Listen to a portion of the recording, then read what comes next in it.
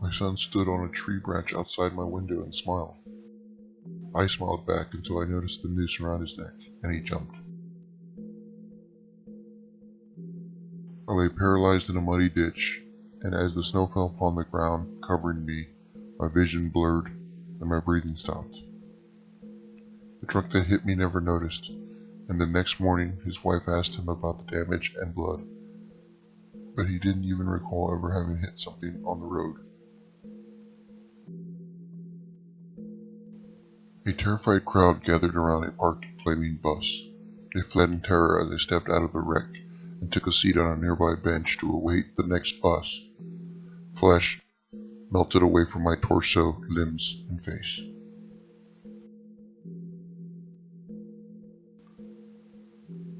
Throwing my sandwich down onto the table, I ran past the frightened waitress, my mouth bloody.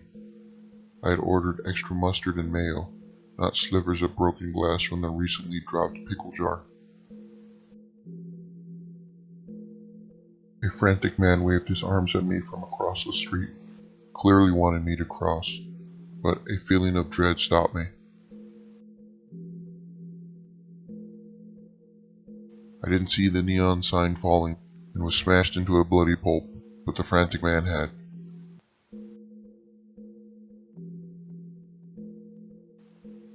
Tears filled my eyes as I fired 2 shots in my best friend's belly and forehead. I had just returned from his funeral a few hours ago.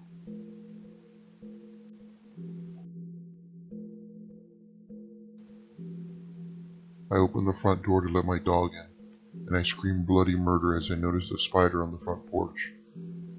Normally, I don't get scared of spiders, unless it's like that one, big as a truck and devouring my dog.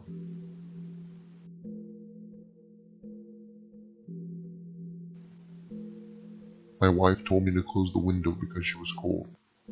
As I did so, I froze, remembering that she's been dead a year now.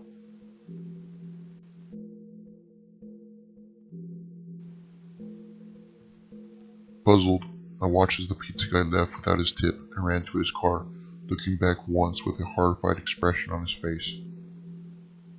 Holding the pizza box with one hand, I waved goodbye with the other, tip still in hand, as my wench of a wife, with an evil grin, fired the gun point blank at the back of my head.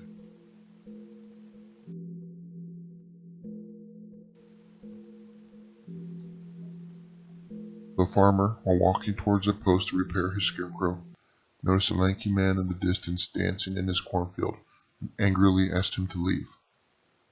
Moving towards the dancing man, the farmer grew frightened as he realized the scarecrow was no longer on the post.